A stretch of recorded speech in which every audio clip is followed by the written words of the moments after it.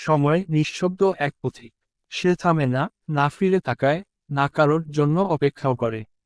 সবকিছু বদলায় সময়ের ছোঁয়ায়, চেহারা, সম্পর্ক, অনুভব। সময় কখনো মুছে দেয়, কখনো গড়ে তোলে।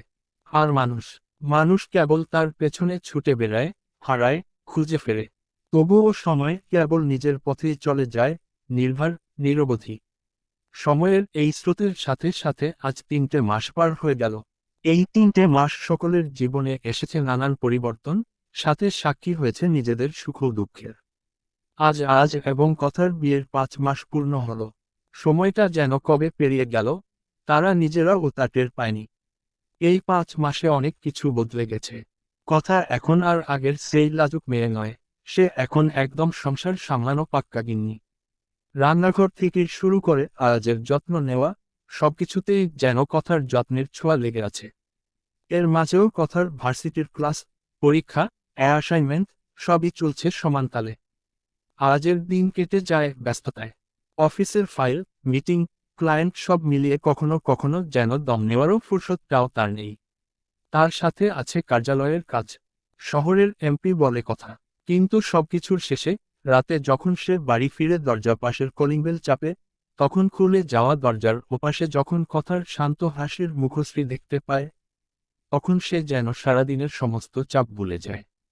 একদিন এমনই এক সন্ধ্যায়, আজ সোফায় বসে কথার দিকে তাকিয়ে মুচকি হেসে বলে উঠল, বউ জানো, তোমার হাসিমাখা মুখটা দেখলেই আমার মনটা প্রশান্তিতে ভরে ওঠে। এত সুন্দর করে সব কিছু সামলিয়ে যে তুমি এই সংসারটা গুছিয়ে নিতে পারবে, তা আমি ভাবতেও পারিনি। আজের কথায় কথা খানিকটা লজ্জা পেয়ে চোখ নামিয়ে ইশারা করল, আপনার জন্যই তো এসব শেখা। আপনার ভালোবাসা না পেলে হয়তো এতটাও সাহস আমার মনের মধ্যে সঞ্চয় হতো না। আর না আমি পারতাম আপনার এবং আমার সংসারটাকে এতটা ভালোবেসে আগলে নিতে। আজ কথার দুগাল আগলে নিয়ে বলে উঠল, ভালোবাসা বদলায় বলে শুনেছি, কিন্তু আমাদেরটা দিন দিন শুধু বেড়েই চলেছ। মাঝে মাঝে আমি ভয় পাই, এত ভালোবাসার পরও যদি তোমাকে কোনোদিন হারিয়ে ফেলি। কথা তাকালে আজের চোখের পানে, দৃষ্টি গাঢ় করে ইশারা করল, আপনার ভালোবাসায় আমি যতটুকু ডুবে গিয়েছি, সেখানে হারানোর বা কষ্টের কোনো ঠাঁই নেই। কথা দিলাম, কখনো আপনাকে ছেড়ে যাব না। আর আপনি তো আছেনই, আপনি না হয় আমাকে আপনার বুকের মাঝে লুকিয়ে রাখবেন। হ্যাঁ, সময় বদলেছে, মানুষও বদলেছে। কিন্তু যেটা বদলায়নি, বরং দিনকে দিন ঊর্ধ্বগামী হচ্ছে, তা হলো আজ এবং কথার নিঃস্বার্থ ভালোবাসা। এখন তারা কেউ কাউকে ছাড়া নিজেদের অস্তিত্বকে কল্পনাও করতে পারে না। আরিয়ান এবং বৃষ্টি পুনরায় কানাডায় ফিরে গিয়েছে আজ মাস 2 হলো। আরিয়ান তার দিন কাটায় হসপিটালে এবং বৃষ্টি তার ভার্সিটি ও লেখাপড়া নিয়ে। বৃষ্টি এখন আরিয়ানের অ্যাপার্টমেন্টেই থাকে। বৃষ্টি চেষ্টা করছে একজন ভালো গৃহিণী হওয়ার জন্য। ওইদিকে আরিয়ানও চেষ্টা করছে বৃষ্টিকে নিয়ে একটা সুন্দর সংসার গড়ার। আরিয়ান হয়তো এখনো বৃষ্টিকে ভালোবাসতে পারেনি, কিন্তু বৃষ্টির সকল ছোটখাটো কাজ ও ব্যাপার নিয়ে আরিয়ান বেশ উদ্গ্রীব। বৃষ্টির সামান্য সর্দি জ্বর হলে ও আরিয়ান বাড়ি মাথায় তুলে ফেলে, লেগে পড়ে বৃষ্টিকে সুস্থ করার জন্য। বলা চলে বৃষ্টি এবং আরিয়ানের সম্পর্কটা বন্ধুত্বের রূপ নিয়েছে। বৃষ্টি চেষ্টা করে যাচ্ছে আরিয়ানের মনে তার জন্য জায়গা তৈরি করে নেওয়ার। এবং আরিয়ানও চেষ্টা করছে বৃষ্টির সাথে সুন্দর একটি সংসার গড়ে তোলার। আবরার এবং নূপুরের দিনকাল বেশ ভালো যাচ্ছে। নূপুর মাঝে মাঝে নিজেকে পৃথিবীর সবচেয়ে ভাগ্যবতী মনে করে। নূপুর জানে সে কখনো মা হতে পারবে না। তাই সে মাঝে মাঝে মনে কষ্ট নিয়ে আবরারকে বলে ফেলে, আবরার যেন তাকে ছেড়ে অন্য কাউকে বিয়ে করে নেয়। নূপুর জানে তার যাওয়ার কোনো জায়গা নেই। তবুও তার জন্য আবরার সন্তানের সুখ থেকে বঞ্চিত হবে তা সে চায়নি। কিন্তু এ নিয়ে আবরারের সাথে কথা হলে আবরার ভীষণ রাগ দেখায়। আবরারের একটাই কথা, যে সন্তানের মা তুমি হবে না, সেই সন্তান আমার চাই না। বাচ্চা যদি এতই প্রয়োজন হয়, দরকার হলে বাচ্চা দত্তক নিব। তবুও এই আবরার ফাজ খান বেঁচে থাকতে নূপুর ব্যতীত অন্য নারীর সংস্পর্শে যাবে না। নূপুর মাঝে মাঝে ভাবে, এতটাই সুখ তার কপালে লেখা ছিল। আবরার এবং নূপুরের মাঝে ভালোবাসা দিন দিন শুধু বেড়েই চলেছে। নূপুর স্বামীর সংসার নিয়ে বেশ সুখে আছে। রওশন আলী খান এখন আয়াজের বাড়িতে, ইলমা ইসলামের ঘরেই থাকেন। প্রথম প্রথম জাফর আলী খান এই বয়সের সন্তান থেকে দূরে থাকতে চাননি। পরমুহূর্তে রওশন আলী খানের মনের অবস্থা বুঝে তিনি রাজি হন। জমিদার বাড়ি থেকে খান বাড়িতে যেতে মাত্র 10 মিনিট সময় প্রয়োজন। ইলিয়াস আলী খান এবং জোনাকি খান ও তাদের জীবনে ভালো আছেন। জোনাকি খান সাহিলকে বেশ আপন করে নিয়েছেন। সাহিল এখন জোনাকি খান ছাড়া কিছু বুঝে না। জোনাকি খান সাহিলের সাথে সাথে আবরার এবং আরিয়ান সামলে নিয়েছেন। এখন দুপুর 3টে। কথা নিজের রুমে শুয়ে আছে। শরীরটা তার ইদানিং বেশ ভালো যাচ্ছে না। সব কিছুতেই কেমন একটা খিটখিটে ভাব। খাবারের অরুচি দেখা দিচ্ছে।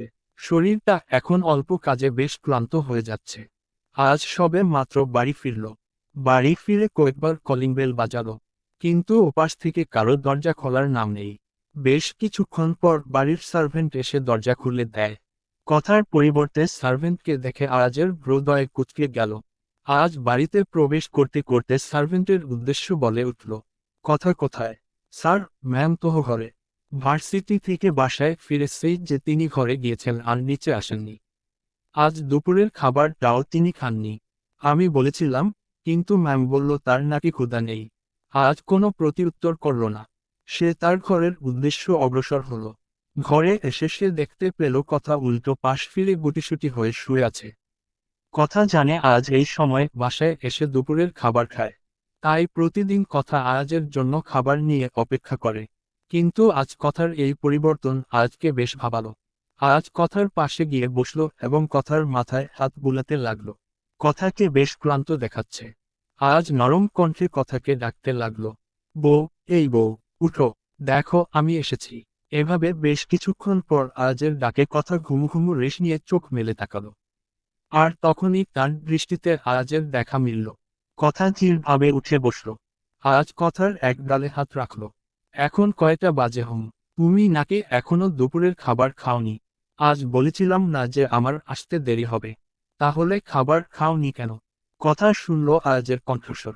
কিন্তু আয়াজকে কিছু না বলে আয়াজের বুকে মাথা রাখল। আজ বুঝতে পারল কথার কিছু হয়েছে।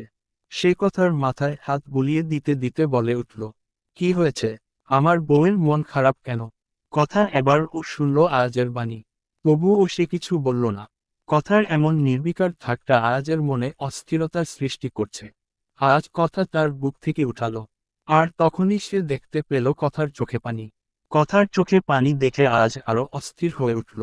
সে কি কোনো ভুল করেছে যার কারণে কথার চোখে পানি? না, সারা মস্তিষ্ক খুঁজে সে তার করা ভুল কিছু পেল না। তাহলে কথা কাঁদছে কেন? আজ নিজের অস্থিরতা নিয়ে তার দুহাত দ্বারা কথার চোখের পানি মুছে দিল। কি হয়েছে কথা? কাঁদছ কেন? আমার দ্বারা কি কোনো ভুল হয়েছে?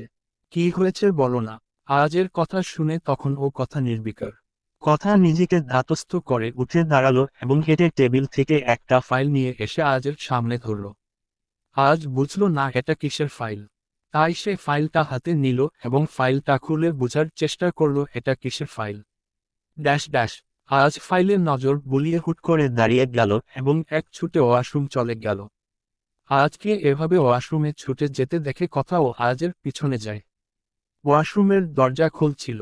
কথা দরজায় দাঁড়াতেই দেখতে পেল আজ চোখে মুখে পানি দিচ্ছি। কথার কান্না সেই কখন থেমে গিয়েছে। সে অবাক পানে আয়াজের কর্মকাণ্ড পর্যবেক্ষণ করছে। মুখে পানি দেওয়ার পর আজ কথাকে পাশ কাটিয়ে ঘরে প্রবেশ করল, অতঃপর আবার ও ফাইলে নজর বুলালো। কিন্তু না, ফাইলের লেখার কোনো পরিবর্তন দেখা দিল না। আজ এবার ঘরের সব কয়টা বাতি জ্বালিয়ে দিল। একটা টুল নিয়ে বাতির কাছে গিয়ে ফাইলারটা ধরে আবার ও লেখাগুলো পর্যবেক্ষণ করতে লাগলো। আজের এখন পাগলামিতে কথা বেশ বিরক্ত হচ্ছে। আরে এতভাবে দেখলে কি ফাইলের লেখাগুলো পরিবর্তন হবে নাকি? আজ টুল থেকে নেমে কথার সামনে এসে দাঁড়িয়ে জিজ্ঞেস করল, এটা কি সত্যি বউ? রিপোর্টে আমি যা দেখতে পাচ্ছি তুমিও কি তাই দেখতে পাচ্ছ? আচ্ছা, আমি কি স্বপ্ন দেখছি? এই বউ, আমাকে একটা চিমটি কাটো তো। আমার তো মনে হচ্ছে আমি স্বপ্ন দেখছি। কথা আজের বাহুতে বেশ জোরেই চিমটি কাটল। আহ, আরে বউ, চিমটি কাটতে বলেছি দেখে কি এত জোরে কাটবা? আজ তার বাহুতে হাত বুলাতে বুলাতে আবার ও রিপোর্টে নজর দিল। কথার এবার বেশ বিরক্ত লাগছে। সে নাটক, মুভিতে দেখেছে নায়ক এমন খবর পেলে নায়িকাকে কোলে তুলে সারা বাড়ি ঘুরে বেড়ায়। আর এক তার বর, যে কিনা রিপোর্ট নিয়ে একবার এই দিক তো আরেকবার ওই দিকে দৌড়াচ্ছে। কি কপাল! কথা এবার বিরক্ত হয়ে আয়াজের বাহুতে খোঁচা দিলে আয়াজ তাকালো তার পানে। কথা এবার রাগ ও বিরক্তি নিয়ে ইশারা করল। রিপোর্টের লেখায় বারবার চোখ বুলালে কি লেখায় কোনো পরিবর্তন হবে? আপনি এত বেরসিক কেন? এত ভালো খবর পেয়ে আমাকে ছেড়ে রিপোর্ট নিয়ে দৌড়াদৌড়ি করছেন। ইশারা করে কথা মুখটা মলিন করে ফেলল। কথার ভাবভঙ্গি দেখে আজ মৃদু হাসল। সে রিপোর্টের লেখাটা বিশ্বাস করতে পারছিল না, তাই তো এমন করা। আজ স্মিত হেসে কথার কাছাকাছি দাঁড়ায়।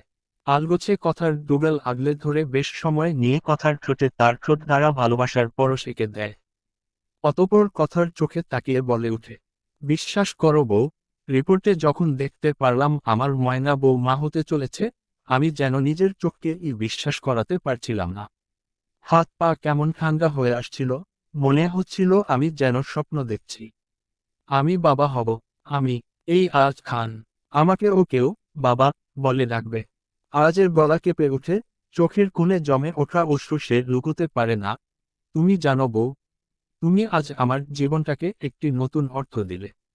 আমি তো এতদিন শুধু তোমার স্বামী ছিলাম, কিন্তু আজ থেকে আমি একজন আসন্ন পিতা।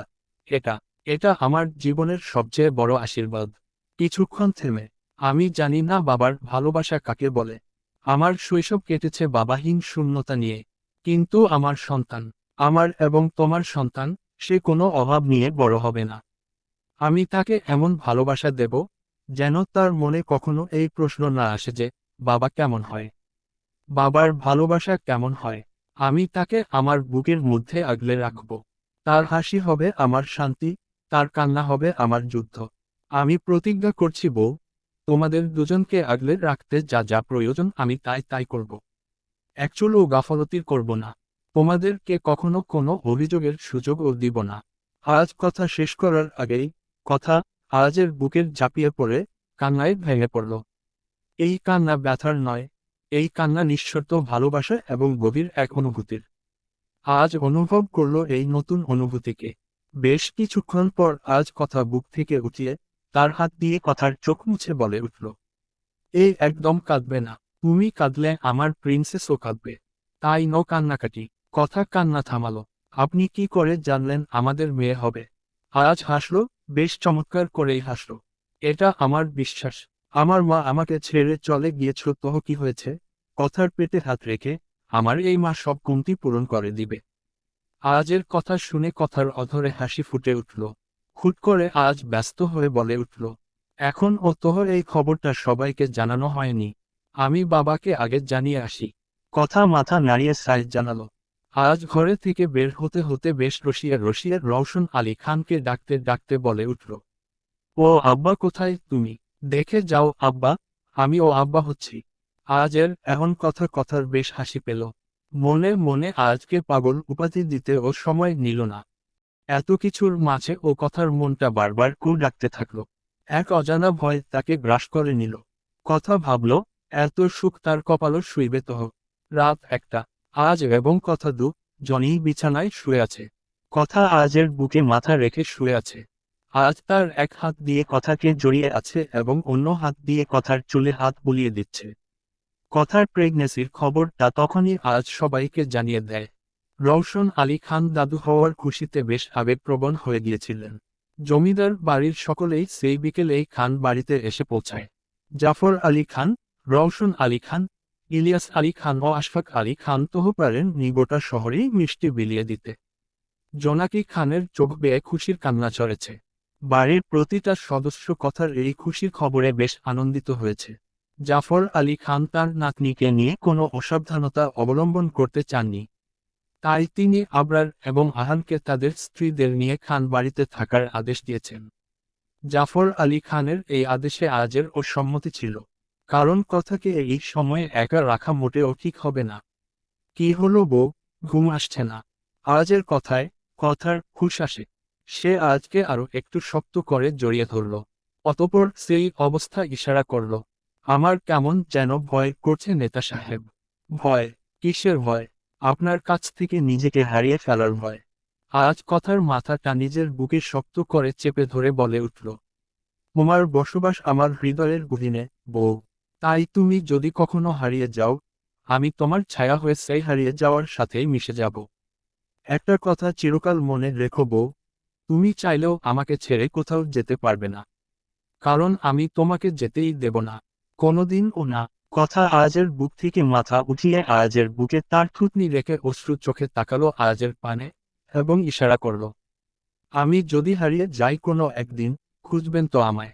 নাকি বৃষ্টির পরে যেভাবে ভেজা ছাতাকে অযত্নে অবহেলায় এক কোণে ফেলে রাখা হয়, তেমনই করে আমার অস্তিত্বকে অবহেলায় অযত্নে ফেলে রাখবেন। আজ কথার ইশারা বুঝতে পেরে স্মিত হেসে বলে উঠল, আমাকে ফেলে তুমি কোথায় যাবে বলো? ইহকাল হোক বা পরকাল, দুই দিকেই তোমাকে আমার সাথে থাকতে হবে। যদি একচুল পরিমাণ ফাঁকি দিয়ে পালানোর চেষ্টা করো, তাহলে আমি ঠিকই তোমার পেছনে পেছনে চলে আসব। তা সে এই জীবনে হোক কিংবা মৃত্যুর পরও পারে। কথা আগের ভঙ্গিমাতেই আজকে ইশারা করে, আমাদের একটা সুখীর সংসার হবে তো নেতা সাহেব। আপনার সাথে আমার একটা ছোট্ট ভালোবাসার সংসার হবে তো, যেখানে আপনি থাকবেন আমার পাশে, হাত ধরে রাখবেন চুপি চুপি। সেই আশাটুকু কি পাবো আমি আপনার কাছে? নাকি তার আগেই আমি হারিয়ে যাব আপনার ভালোবাসার বন্ধনের আড়ালে, চিরতরে অদৃশ্য হয়ে যাব আপনার পৃথিবী থেকে? এই এই আপনি দূরে সরেন, আগে গিয়ে গোসল করে আসেন, তারপর আমার কাছে আসবেন। আরে আমি তো 10 মিনিট আগেই গোসল করে আসলাম। বউ, এই তোমার কারণে আমার দিনে এখন 10 বার গোসল করা লাগছে। কিন্তু তাও কেন আমি আপনার গায়ের ঘ্রাণ সহ্য করতে পারি না? মলিনভাবে দীর্ঘশ্বাস ফেলে আজ এক দৃষ্টিতে কথার দিকে তাকিয়ে রইল। সময়টা বেশ দ্রুতই কেটে যাচ্ছে। কথার গর্ভকাল এখন 6 মাসে পড়েছে। 3 মাস আগে যখন কথা প্রথম জানতে পারে সে মা হতে চলেছে, তখনই তাদের জীবনের এক নতুন অধ্যায় শুরু হয়। সেই প্রথম 3 মাস কেমন করে যে কেটে গেল, তারা জনেই বুঝে উঠতে পারেনি। প্রতিটি মাসে কথার আচরণে নতুন নতুন পরিবর্তন আসতে শুরু করল। কখনো মন খারাপ, কখনো হাসি, আবার কখনো একেবারে খামখেয়ালি মেজাজ। শুরুতে দিনের বেলা কথা কিছুই খেতে পারত না, অথচ ধরণীতে রাত নামলেই যেন কথা ক্ষুধার রাজ্যে ঢুকে পড়ত। এমন এক ধরনের ক্ষুধা, যা থামাতে হলে আজের নিজ হাতের রান্না করা খাবার ছাড়া আর উপায় নেই। আজ দিনের বেলায় অফিসার কার্যালয়ের চাপ সামলে রাত হলে হয়ে যেত কথার বাবুর্চি। ক্লান্ত শরীর নিয়েও সে রান্নাঘরে ঢুকে যেত নিঃশব্দে, শুধু এবং শুধুমাত্র কথার মুখে হাসি ফোটানোর জন্য। কথার মন কাঁদত আজের জন্য, কারণ সে দেখতে পারছিল আজ কতটা পরিশ্রম করছে। কিন্তু সে নিজেও কিছু করতে পারত না। এই হঠাৎ হঠাৎ আসা ইচ্ছেগুলো যেন তাকে পুরোপুরি গ্রাস করে রাখত। তবুও আজ কখনো বিরক্ত হয়নি। সে জানত, এই সময়টুকু শুধু কষ্টের নয়, ভালোবাসা, দায়িত্ব এবং অনুভবের এক অমূল্য যাত্রা। একজন পিতার মমতা আর একজন স্বামীর ভালোবাসা মিলেমিশে প্রতিটি রাতকে তারা করে তুলেছে অবিস্মরণীয়। কথা নিজের দুর্বলতা ও শারীরিক পরিবর্তনের কারণে হঠাৎ হঠাৎ কান্নায় ভেঙে পড়ত। অথচ আজ সে কখনো বিরক্ত হতো না। বরং সে এক হাতে কথাকে নিজের বুকে জড়িয়ে নিত এবং অন্য হাতে আলতো করে তার মাথায় হাত বুলিয়ে বলতো, আমি তোমার জন্য এবং আমাদের ছোট্ট প্রিন্সেসের জন্য সব করতে রাজি। আমি চাই না আমার মা বাবার মতো জীবন তোমাদের দিতে। আমি চাই তুমি গর্ব করো তোমার স্বামীকে নিয়ে। আর আমার সন্তান যেন বলে, আমার বাবা, আমার আদর্শ। আজের এই একটুখানি কথা যেন জাদুর মতো কাজ করত। মুহূর্তেই শান্ত হয়ে যেত কথা। চোখের জল থেমে গিয়ে মুখে ফুটে উঠত প্রশান্তির হাসি। ইদানিং কথার মাঝে এক নতুন রোগ দেখা দিয়েছে। সে এখন আজের গায়ের ঘ্রাণ সহ্য করতে পারে না। আশ্চর্য হলেও সত্য যে আজের বুকের ঘ্রাণে ভর করে কথা রাতের পর রাত শান্তিতে ঘুমাত, এখন সেই ঘ্রাণেই তার গা গুলিয়ে ওঠে। বেচারা আজ পড়েছে বড় বিপাকে।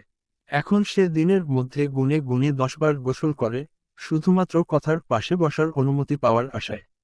তবুও তার মুখে নেই কোনো অভিযোগ, নেই কোনো বিরক্তির রেশ।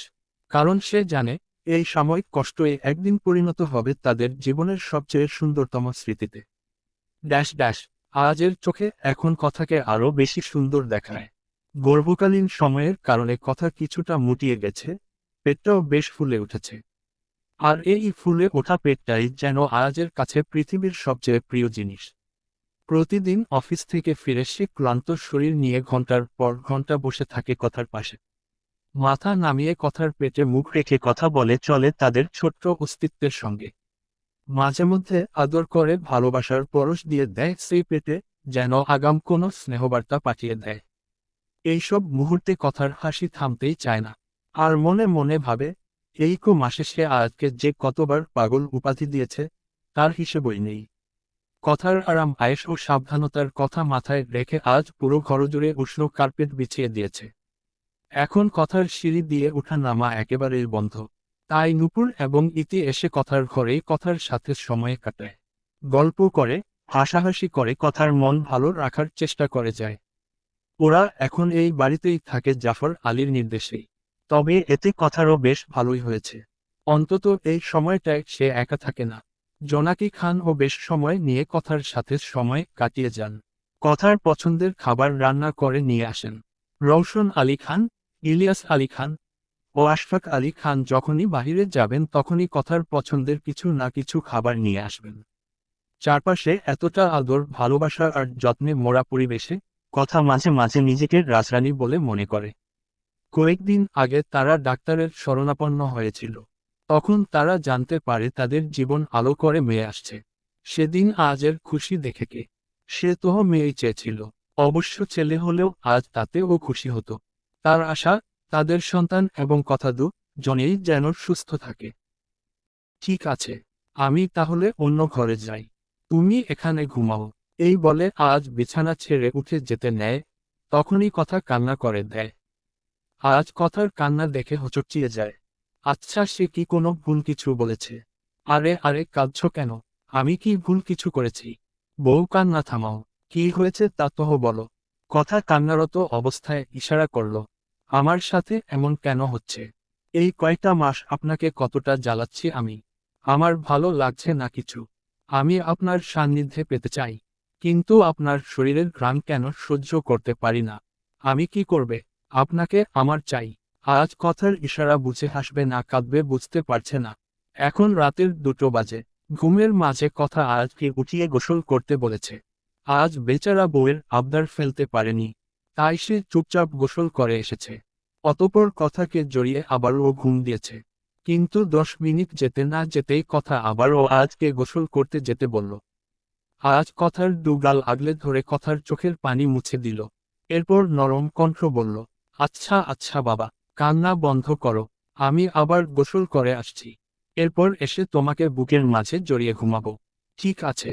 এই বলে আজ বিছানা থেকে উঠতে যাবে তখনই কথা আজের হাত ধরে আজকে আটকিয়ে দেয়। কি হয়েছে? আপনার কোথাও যেতে হবে না। আপনি ঘুমিয়ে পড়ুন। কাল না আপনার কার্যালয়ে মিটিং আছে। আমি তোমার পাশে ঘুমিয়ে পড়লে তুমি কি ঘুমাতে পারবা? আজের কথা শুনে কথা আবার ও কান্না করে দিল। আরে বাবা, আবার কান্না করছো কেন? আমি আবার কি ভুল বললাম? আপনি কি বলতে চাইছেন? আপনি আমার সাথে ঘুমান দেখে আমি ঘুমাতে পারি না? তার মানে আপনি বোঝাতে চাইছেন আমি আপনাকে ভালোবাসি না? এটা আপনি বলতে পারলেন? ইশারা করে কথা আবারও কান্না শুরু করল। কথার ইশারা বুঝতে পেরে আজ একটা দীর্ঘশ্বাস ছাড়ল। সে বুঝতে পারল কথার আবার মুড সুইং হচ্ছে। আজ এবার কিছু না বলে বিছানায় শুয়ে পড়ল। অতঃপর কথার হাত ধরে তার দিকে টেনে এনে কথাকে তার সাথে শুইয়ে দিল এবং কথার মাথাটা তার বুকে রাখল। ঘুমাবো বউ, আমি আছি তোমার পাশে। আমি তোমার মাথায় হাত বুলিয়ে দিচ্ছি। তোমার ভালো লাগবে। ছেলেটাকে বৃষ্টি বৃষ্টি সব কাজ করে মাত্র ঘরে প্রবেশ করল। ঘরে প্রবেশ করে বৃষ্টি দেখতে পেল আরিয়ান ঘরের মধ্যে থাকা সিঙ্গেল সোফায় মাথা নিচু রেখে মুখ গম্ভীর করে বসে আছে। বৃষ্টি ঘুমানোর প্রস্তুতি নিচ্ছিল তখনই আরিয়ান বৃষ্টিকে উক্ত কথাটি বলে ওঠে। কোন ছেলে? বৃষ্টির কথা শুনে মনে হলো আরিয়ানের রাগ যেন বৃদ্ধি পেল। সে বসা থেকে উঠে দাঁড়ালো এবং কিছুটা চেঁচিয়ে বলে উঠল, বুঝতে পারছিস না কোন ছেলে? আজ যেই ছেলের সাথে শপিং মলে গিয়েছিস সেই ছেলের কথা জিজ্ঞেস করছি আমি। ভার্সিটিতে এক মেয়ের সাথে বৃষ্টির ভালোই বন্ধুত্ব গড়ে উঠেছে।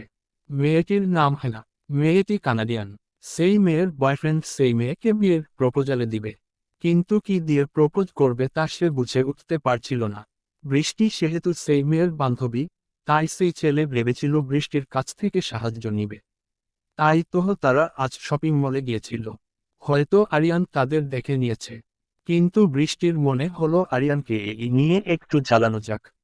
চুপ করে আছিস কেন? যা বলছি তার উত্তর দে। ওই ছেলেটাকে যার সাথে ভার্সিটি রেখে শপিং মলে ঘোরাঘুরি করিস, আগের ন্যায় চেঁচিয়ে বৃষ্টি গা ছাড়া ভাবে বলে উঠল। ওহ, ম্যাকের কথা বলছো? ও তো আমার বন্ধু, বেশ ভালো ছেলে। এই বলে বৃষ্টি ঘুমানোর জন্য বিছানায় শুয়ে পড়ল। বন্ধু, ভালো ছেলে? বৃষ্টির মুখে এমন কথা শুনে আরিয়ানের রাগ আরো বেড়ে গেল। সে ধুপধাপ পা ফেলে বিছানায় গিয়ে বৃষ্টির উপর ঝুঁকে বৃষ্টির দুই হাত নিজের হাত দ্বারা আটকে বিছানায় চেপে ধরল। আরিয়ানের এমন আচরণ বৃষ্টি আশা করেনি। সে অবাক চোখে আরিয়ানের পানে তাকিয়ে আছে। কি হয়েছে? আমাকে ছাড়ো। কেন ছাড়বো? হ্যাঁ, কেন ছাড়বো? তোকে স্পর্শ করার আমার সম্পূর্ণ অধিকার আছে। কিন্তু তোর কোনো অধিকার নেই অন্য ছেলেদের সাথে ঘুরে বেড়ানো। তোর সাহস হলো কি করে ওই ছেলেকে ঘড়ি পরিয়ে দেওয়ার? কে দিয়েছে তোকে সেই অধিকার? তুই যে আমার বউ, তা কি তুই ভুলে গিয়েছিস? বৃষ্টি তাকিয়ে রইল আরিয়ানের রাগী মুখের পানে। ম্যাক ঘড়িটা পড়তে পারছিল না বিদায় বৃষ্টির কাছে সাহায্য চাইছিল। তাই তো। বৃষ্টি কিছু একটা ভেবে স্বাভাবিক ও দৃঢ় কণ্ঠে বলে উঠল। বউ? আচ্ছা, আমাকে বউ বলে আদৌ মানো তহ? 6 মাস হয়েছে আমাদের বিয়ের।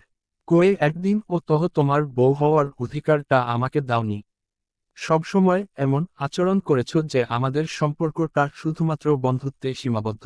তাহলে আজ কেন অধিকারের কথা উঠছে?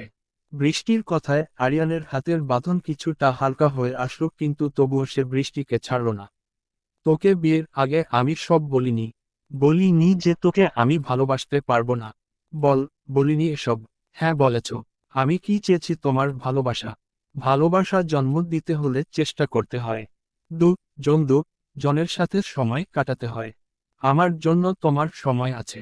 বলতে পারো শেষ কবে আমরা একসাথে খাবার খেয়েছি? একসাথে বসে কবে দুটো কথা বলেছি? স্পর্শ করা দূরে থাক, তুমি ফিরে ও তাকাও না আমার দিকে। তাহলে কিভাবে আমার মনে হবে যে আমি বিবাহিত? আজ অধিকারের কথা বলছো? তুমি বলো তুমি কি এখন পর্যন্ত আমাকে স্ত্রীর মর্যাদা দিয়েছ? বৃষ্টি ছলছলে নয়নে একের পর এক প্রশ্ন ছুড়ে দিল আরিয়ানের উদ্দেশ্যে। প্রতিটি প্রশ্নে যেন লুকিয়ে ছিল বৃষ্টির ভিতরের গভীর ব্যথা আর একরাশ আকাঙ্ক্ষা। আরিয়ান নীরবে চেয়ে রইল বৃষ্টির চোখে। চোখের গভীরে ডুবে থাকা ভালোবাসা, অপরাধবোধ আরও হাজারো অজানা সমাধানে একে একে ঢেউ তুলতে লাগলো আরিয়ানের ভেতর। মুহূর্তটা যেন সেখানেই থেমে গেল। Dash dash dash. হঠাৎ, কোনো পূর্বাভাস ছাড়াই, আরিয়ান নিজের সমস্ত ভার বৃষ্টির উপর ছেড়ে দিল।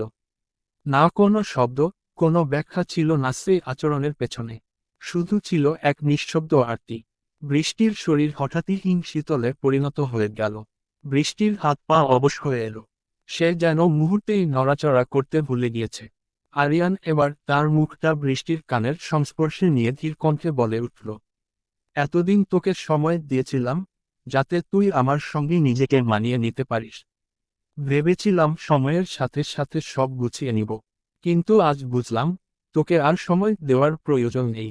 তাহলে এবার, আজ থেকেই আমার অধিকারগুলো আমি নিজেই বুঝে নেওয়া শুরু করি। এখন আমাকে বাধা দেওয়ার চেষ্টা করবি না। কারণ তুই নিজেই তোকে আমার কাছে সঁপে দিয়েছিস। এখন একচুল পরিমাণ আমার থেকে ছাড় পাবি না তুই। একচুল পরিমাণও না। আজ কতগুলো মাস পার হয়ে গেল আর তোরা এখনও জামশেদ চৌধুরীকে খুঁজে পাচ্ছিস না। এই এই তোদের কাছে কি এগুলো ফেলনা মনে হচ্ছে? তোদের দিয়ে একটা কাজও হবে না। যত সব হাদারামের নানা কোথাকার। স্থানটি আজের অফিস। আজ আবরার, আহান, এরশাদ মোর্শেদ এবং হাসিব সকলেই আজের কেবিনে অবস্থান করছে।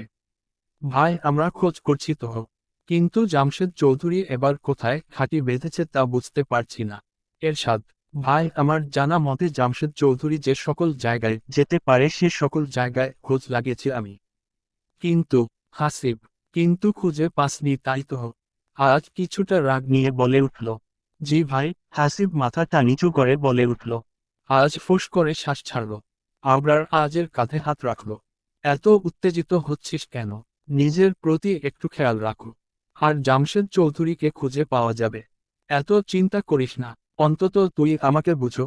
আবরার, তুই তো অন্তত বুঝো আমার এত চিন্তার কারণটা কি। আজ আমি অবশ্যই বুঝি, কিন্তু কি করব বল? জামশেদ চৌধুরী যে এভাবে সকলের চোখে ধুলো দিয়ে পালিয়ে যাবে তা আমরা ভাবতে পেরেছিলাম। এই জন্য তোকে আমি বলেছিলাম, জামশেদ চৌধুরীকে পুলিশে না দিয়ে আমরাই শাস্তি দেই। কিন্তু তুই কি করলি? আবরার: আচ্ছা ভাইয়া, এখন এই একজন আরেকজনকে দোষারোপ করা বন্ধ করো। আজ ভাইয়া, তুমি এত চিন্তা করো না। আমরা আছি তো। তুমি এবং আমরা সকলে থাকতে কঠোর কিছু হবে না। Ahaan dash dash dash dash. কথা বিছানায় বসে আছে। ইতি এবং নূপুর রান্নাঘরে রান্না করতে ব্যস্ত। কথার কিছুই ভালো লাগছে না। নিচে যে যাবে তারও উপায় নেই। তাই সে ভাবল আজকে ফোন করবে।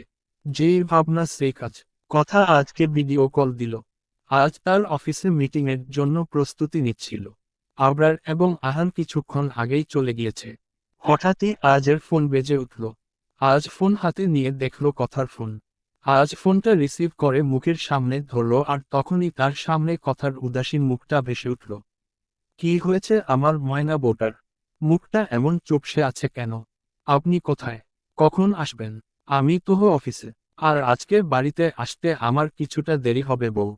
আজ অনেক কাজ। অফিসে মিটিং শেষ করে কার্যালয়ে যেতে হবে। সেখানে ভীষণ কাজ। তার মানে আজ দুপুরে আসবেন না? মুখটা মলি করে ইশারা করল। আজ পারছি না বউ। এই দেখো কানে ধরছি। শুধু আজকের দিনটার জন্য ক্ষমা করে দাও। ইনশাআল্লাহ রাতে এসে একসাথে খাবার খাবো। ঠিক আছে। আচ্ছা, আপনি ভালোভাবে কাজ করুন। আল্লাহ হাফেজ।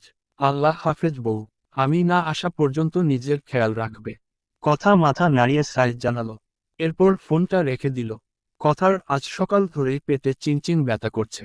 এই শেষ মাসে এসে প্রায় প্রতিদিনই এমন ব্যথা অনুভব হয় কথার। তাই ভাবল আজও হয়তো তেমনই ব্যথা হচ্ছে। কিন্তু কথার মনটা আজ ভীষণ ছটফট করছে। কোনো কিছুতেই সে শান্তি পাচ্ছে না। তাই তো আজকে ফোন করা। আজকে তার ভীষণ দেখতে ইচ্ছে করছে, একটু ছুঁয়ে দিতে ইচ্ছে করছে।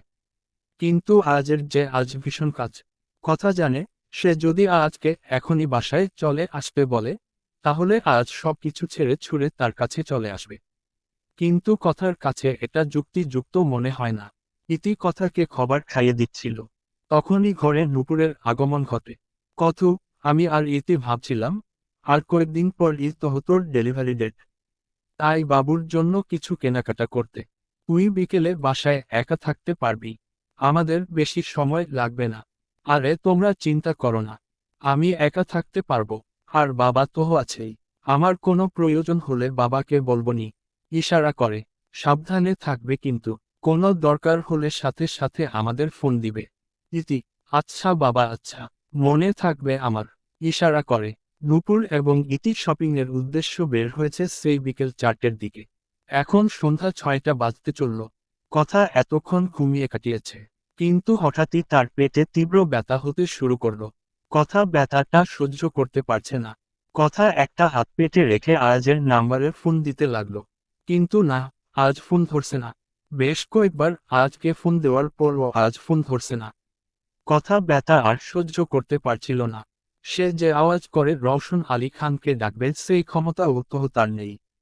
কথা বসা থেকে উঠে দাঁড়ালো। এক হাতে পেটে এবং অপর হাত দেয়ালে ভর দিয়ে কোনো রকম হেঁটে চলল রওশন আলী খানের ঘরের দিকে। রওশন আলী খান তখন বিছানায় বসে বই পড়ছিলেন। হঠাৎই সে দরজায় করাঘাতের আওয়াজ শুনতে পায়। রওশন আলী খান বই থেকে মুখ তুলে তাকান দরজার পানে। আর তখনই সে দেখতে পায় কথা পেটে হাত দিয়ে দাঁড়িয়ে আছে। কথার চোখ মুখ লাল হয়ে আছে। কথার এমন অবস্থা দেখে রওশন আলী খান দ্রুত পায়ে কথার পানে ছুটে যান। কথা মা, কি হয়েছে তোর? এমন করছিস কেন? তীব্র ব্যথা নিয়ে কথা রওশন আলী খানের উদ্দেশ্য ইশারা করে। বড় বাবা, পেটে ভীষণ ব্যথা হচ্ছে। কিছু একটা করো। আমি সহ্য করতে পারছি না। কথার ইশারা বুঝতে পেরে রওশন আলী খানের হাত পা ঠান্ডা হয়ে যাচ্ছে। বাড়িতে ইতি, নূপুর নেই তা সে জানে। রওশন আলী খান ভাবলেন সে আজকে ফোন করবে, তাই তিনি ঘরে যেতে লাগলেন। তখনই কথা রওশন আলী খানকে আটকে ইশারা করল। বাবা দয়া করে তাড়াতাড়ি কিছু একটা করো।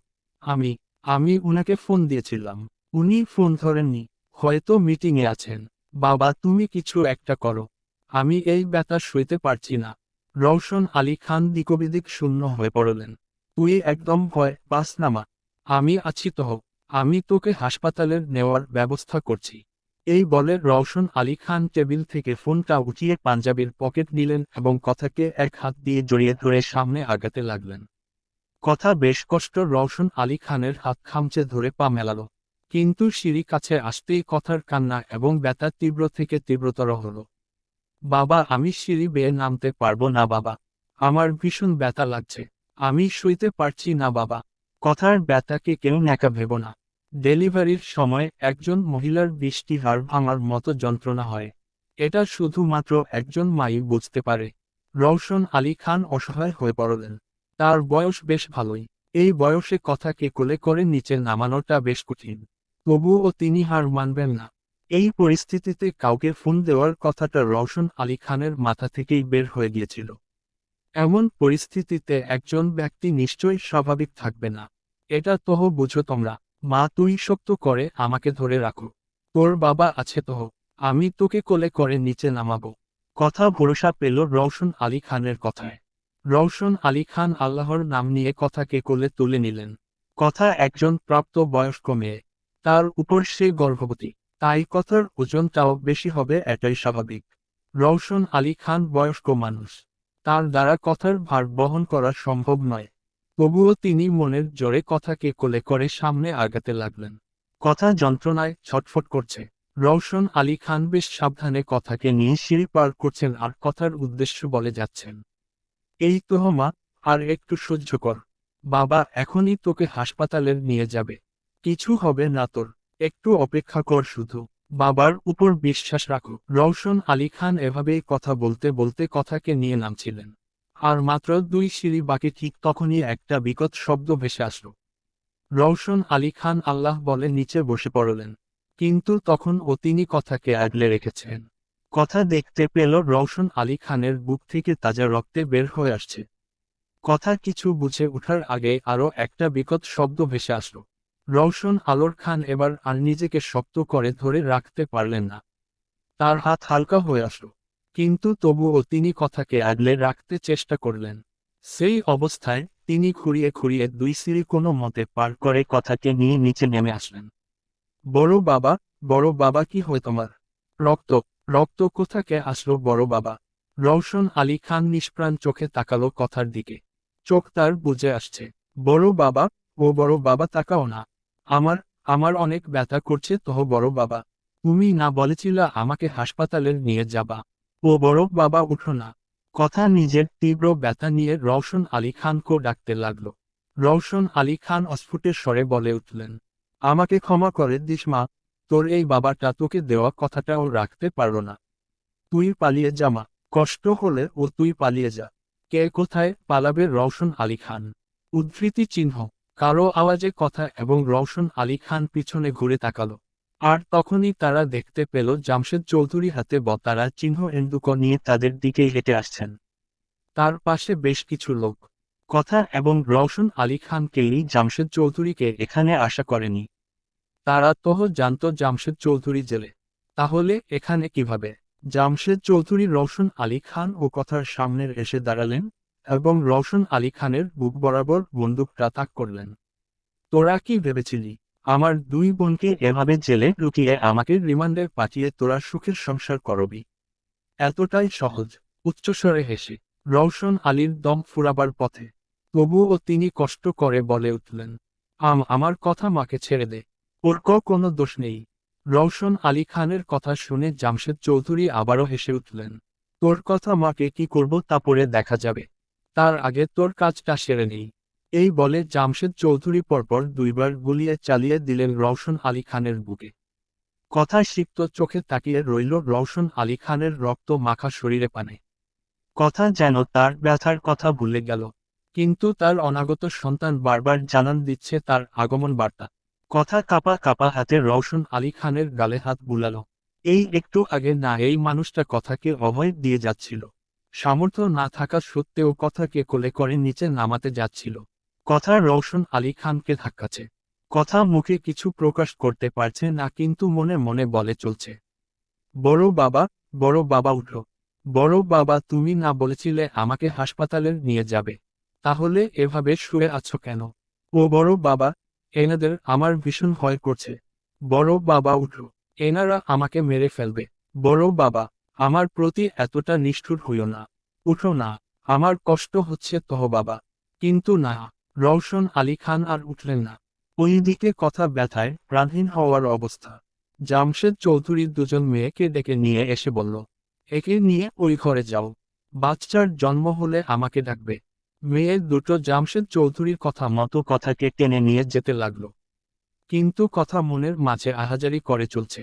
অশ্রু ভেজা চোখে জামশেদ চৌধুরী পানে তাকিয়ে নিজের সন্তানের জীবন ভিক্ষা চাইছে।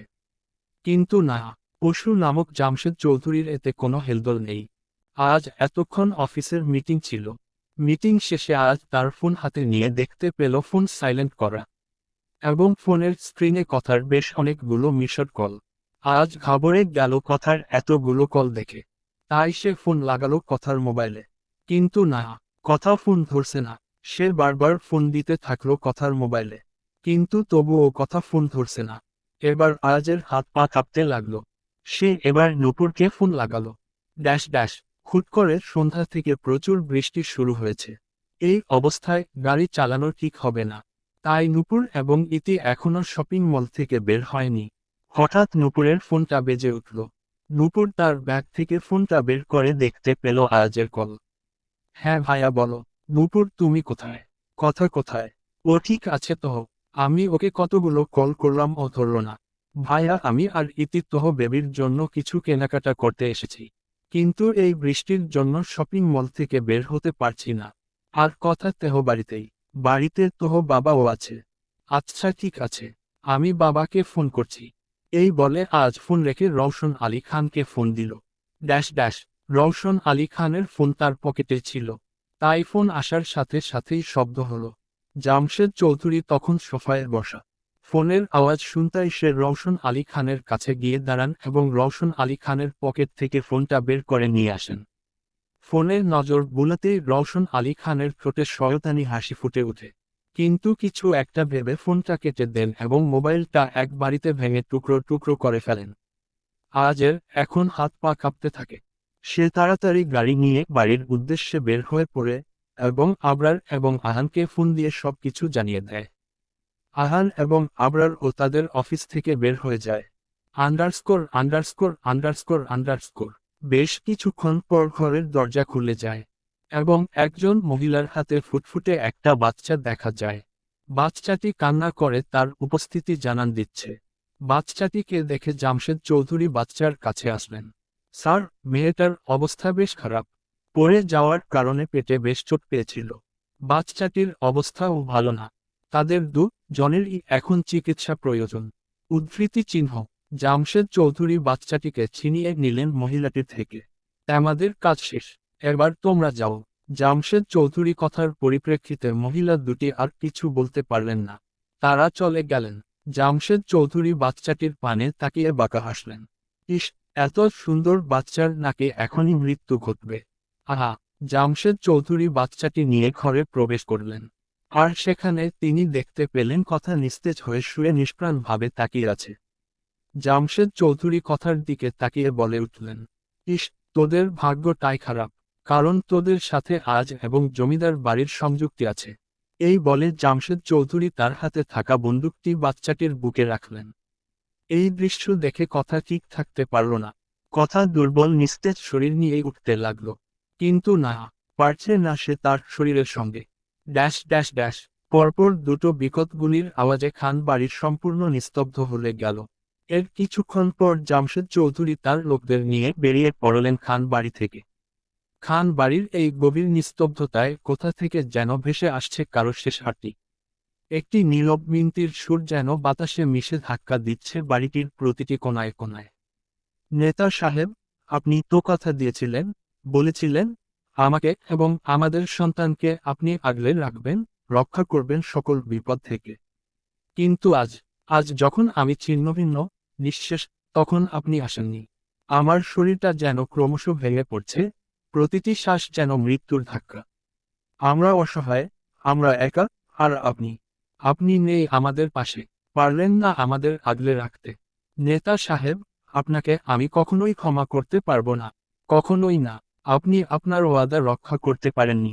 এই যন্ত্রণা আপনি জীবনের শেষ দিন পর্যন্ত বহন করবেন। নিয়তি ঠিক থাকে, কখন, কোথায় এনে দাঁড় করিয়ে দেবে তা বোঝা সত্যিই দুঃসাধ্য।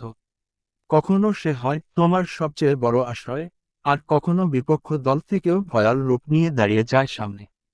তেমনই হয়েছে জামশেদ চৌধুরীর ক্ষেত্রে। সে এখন মৃত্যুপথ কুঠি নামক বাড়িতে নিজের মৃত্যুর প্রহর গুনছে।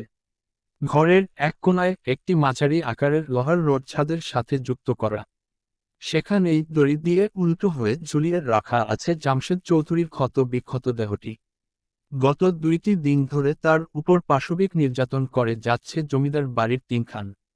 জামশেদ চৌধুরী এখন নিজের মৃত্যু কামনায় ব্যস্ত। তার মুখ অ্যাসিডে ঝলসে গিয়েছে, গায়ে কাটা চাবুকের আঘাতের চিহ্ন। কিছু কিছু চিহ্নগুলোতে অ্যাসিডের প্রলেপ পড়েছে, যার কারণে ঝলসে গিয়েছে সে সকল স্থান।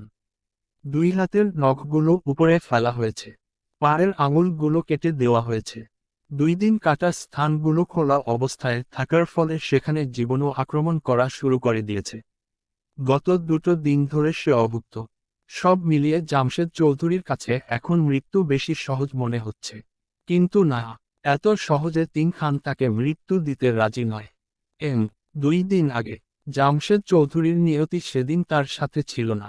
তাই তো সে খান বাড়ি থেকে বের হতে নিবে, ঠিক তখনই তার সামনে 5টি গাড়ি থামে। 3টে গাড়ি থেকে পালোয়ান শরীরের 10-12 জন লোক বের হয়ে জামশেদ চৌধুরী ও তার সাথীদের ধরে ফেলে। পরের 2 গাড়ি থেকে আজ, আবরার এবং আহান বের হয়ে আসে। তাদের পিছু পিছু এরশাদ, মোর্শেদ ও হাসিব আসে। তাদের 3 জনের তখন মাথা কাজ করা বন্ধ করে দিয়েছে। জামশেদ চৌধুরী খান বাড়ির সামনে। তাহলে কথা এবং রওশন আলী খানের কি অবস্থা? আজ নিজের কাপা কাপা শরীরটা নিয়ে ছুটে চলল বাড়ির মধ্যে। আবরার এবং আহান ও আজের পিছনে ছুটে চলে। বাড়িতে প্রবেশ করতেই আজ চিৎকার দিয়ে বলে ওঠে, বাবা! আবরার এবং আহান স্তব্ধ রওশন আলী খানের রক্ত মাখা দেহ দেখে। আজ ছুটে গেল রওশন আলী খানের পানে। বাবা! বাবা উঠো! বাবা! এই বাবা! আবরার বাবাকে চোখ খুলতে বল। বাবা! বাবা এই দেখো আমি এসেছি। তুমি, তুমি আমার সাথে এমন করতে পারো না। তুমিও চলে যাবা মায়ের মতো। কেন সবাই আমার সাথে এমন করো? বাবা! ও বাবা! আজ চিৎকার করে কেঁদে উঠে রওশন আলী খানের নাম ধরে ডাকতে থাকে।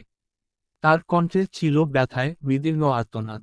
সেই মুহূর্তে আহান যেন কিছু একটা টের পেয়ে যায়। মুহূর্তেই সে রওশন আলী খানের হাতের কবজি শক্ত করে চেপে ধরে। ঠিক তখনই অন্ধকারের মাঝে এক টুকরো আশার আলো যেন ঝলকে ওঠে তার চোখে। ভাইয়া, বড় বাবা বেঁচে আছে। বড় বাবার পালস এখনো চলছে। বড় বাবাকে এখনই হাসপাতালে নিতে হবে। এরশাদ, মোর্শেদ, আমাকে সাহায্য করো বড় বাবাকে গাড়িতে ওঠানোর জন্য। আহানের কথা শুনে আয়াজের মন কিছুটা শান্ত হয়ে যায়। কিন্তু পর মুহূর্তেই আয়াজের বুকটা ধপ করে ওঠে। কথা কোথায়? আবরার কথা কোথায়? বউ, বউ কোথায় তুমি? এই বউ, এই বলে আজ কথাকে ডাকতে এবং খুঁজতে থাকে। আয়াজের সাথে আবরার ও কথাকে খুঁজতে থাকে। নিচের একটা ঘরের সামনে এসে দাঁড়াতেই আয়াজের পা থেমে যায়। তার শরীর অবশ হয়ে আসে। দাঁড়িয়ে থাকার মতো শক্তিটাও সে পাচ্ছে না। মনে হচ্ছে কেউ তার গলা চেপে ধরেছে। আজ ঠিক মতো শ্বাসটাও নিতে পারছে না। কোনো মতো সে আবরারের নাম ধরে ডাকল, আবরার। আজের এক ডাকে আবরার তার কাছে চলে আসে। কিন্তু ঘরে এসে সে এমন কিছু দেখতে পাবে তা সে কখনো কল্পনাও করতে পারেনি। কথা বিছানায় চোখ বন্ধ করে নিস্তেজ হয়ে পড়ে আছে। তার পেটে গুলির কারণে রক্তে বিছানা ভিজে গিয়েছে। তার পাশে অক্ষত নবজাতক শিশু।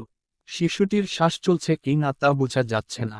আজ তার ভঙ্গুর শরীরটা টেনে নিয়ে গেল কথার কাছে। আজ যেন আজের মধ্যে নেই। তার কাছে সবকিছু কেমন যেন অচেনা, অজানা লাগছে। আজ কথার বাহু ঝাঁকিয়ে বলে উঠল, বউ, উঠো, দেখো আমি এসেছি। তো তুমি না বলেছিলে আমাকে তাড়াতাড়ি ফিরে আসতে? দেখো আমি এসেছি তো। পাশে থাকা বাচ্চাকে উঠিয়ে আবরারের পানে তাকিয়ে, এই ভাই, ওকে একটু উঠতে বল। ও এভাবে শুয়ে আছে কেন? আমাদের মেয়ে একা একা কষ্ট পাচ্ছিল না? এই প্রিন্সেস, তুমি ও তোমার মায়ে কত রাগ করেছ। চোখ মেলে তাকাও না। আবরার বুঝতে পারল আজ নিজের মধ্যে নেই। না হলে এতক্ষণ সে এখানে সময় নষ্ট না করে কথাকে নিয়ে হাসপাতালের ছুটত। আজ কথা এবং প্রিন্সেসকে নিয়ে এখনই আমাদের হাসপাতালে যেতে হবে। না হলে না হলে কি? হ্যাঁ, না হলে কি?